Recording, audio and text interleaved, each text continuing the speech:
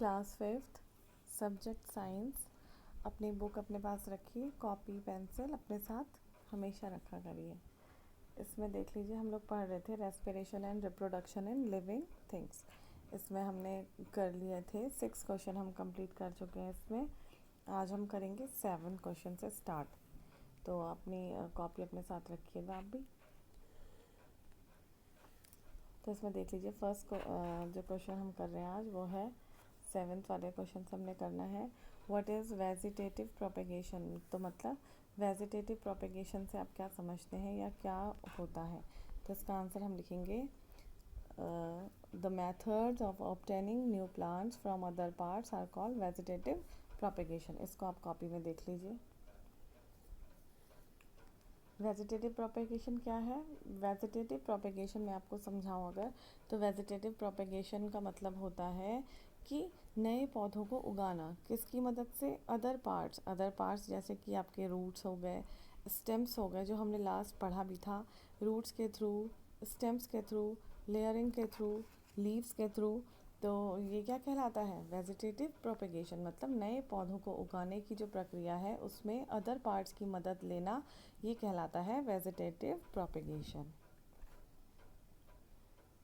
8 question देख लीजिए। Name 3 animals which give birth to their young ones. ऐसे किन्हीं 3 जानवरों के नाम लिखने हैं जो अपने ही जैसे बच्चे को जन्म देते हैं तब बर्थ होती है। बाय बर्थ, यंग वंस को जन्म देना। उसमें 3 जानवरों के नाम लिखने हैं, तो हम लिखेंगे डॉग, कैट, काऊ। डॉग का जो बेबी होता है वो पपी होता है, कैट का बेबी किटन, काऊ का बेबी काफ। तो ये 3 जानवर हो गए आपके जो यंग वंस को बर्थ देते हैं। 9th क्वेश्चन देख लीजिए। Name 4 animals which reproduce by laying eggs. जैसे अभी पहले हमने लिखे यंग वंस को बर्थ देने वाले, और अब हमने लिखने हैं जो बच्चों को पैदा करते हैं वो भी अंडे देकर। तो उनके नाम लिखने हैं हमने 4 एनिमल्स के। पहला हम लिख देंगे फ्रॉग, हैन, स्नेक, क्रोकोडाइल। ये जो बच्चों को जन्म देते हैं ये एग्स के थ्रू अपने बच्चों को जन्म देते हैं। 10th वाला देख लीजिए।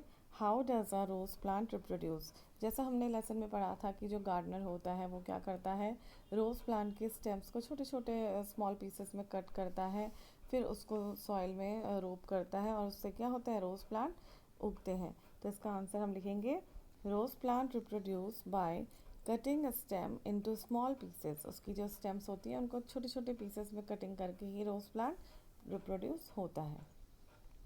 इसी में नीचे चलते हैं हम, पेज नंबर 16 में ही। स्टेट ट्रू और फॉल्स अगेंस्ट ईच स्टेटमेंट। इसमें ट्रू और फॉल्स करना है हमने, तो देख लीजिए, आप अपनी बुक में लिखते रहिएगा। पहला देख लीजिए, lime water turns milky due to oxygen. जैसे हमने एक प्रैक्टिकल करा था तो उसमें देखा था लाइम वाटर जो था वो मिल्की हो जाता है, तो क्या वो ऑक्सीजन से होता है? नहीं, वो किसकी वजह से होता है? आपने पढ़ा था, वो होता है आपका जब उसमें आयोडीन सॉल्यूशन डालते हैं तो तब उसका कलर क्या हो जाता है, चेंज हो जाता है। तो ये फॉल्स है। 2 वाला देख लीजिए। All living things use oxygen to break down food. जितने भी लिविंग थिंग्स होते हैं, जो भी हम लोग जीवित हैं, चाहे ह्यूमन बींग्स हो, एनिमल्स हो, तो वो किस चीज़ को यूज़ करते हैं खाने को ब्रेक करने के लिए, या उस खाने से एनर्जी किस गैस की वजह से होती है? तो कौन सी गैस हम लोग यूज़ करते हैं? हम लोग यूज़ करते हैं ऑक्सीजन। तो ये बिल्कुल सही है। 3 वाला देख लीजिए। A fish breathes through its lungs. तो क्या मछलियाँ जो हैं अपनी लंग्स से सांस लेती हैं? नहीं, ये गलत है। फिश जो होती हैं वो सांस लेती हैं अपने गिल्स से। 4th वाला देख लीजिए। Sparrow gives birth to young ones. तो स्पैरो जो है अपने बच्चे को जन्म देती है, लेकिन कैसे देती है? बाय बर्थ देती, यंग वंस के रूप में देती है या एग्स के रूप में? तो स्पैरो बर्ड्स जितनी भी हैं वो क्या करती हैं? बाय लेइंग एग्स बर्थ करती हैं। तो ये फॉल्स है। 5 वाला देख लीजिए। New plants grown only from seeds.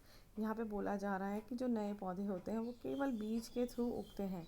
तो ये गलत है। जैसे अभी हमने पढ़ा कि by root, by stem, by layering, by leaves. तो केवल सीड से नहीं उगते हैं पौधे, तो ये बिल्कुल गलत है, फॉल्स है। 6 वाला देख लीजिए, plants take in oxygen through small pores in their leaves. ये बोल रहा है बुक में कि प्लांट्स जो है वो ऑक्सीजन लेते हैं through small pores in their leaves. तो ये क्या है, ये गलत है, ये फॉल्स है आपका। तो यही आपका आज का काम है। और अब आपके यूनिट टेस्ट स्टार्ट होने वाले हैं। जितना भी अभी तक आपको करवाया गया है बुक में, कॉपी में, तो आप उसको रिवाइज़ करना भी स्टार्ट कर लीजिए।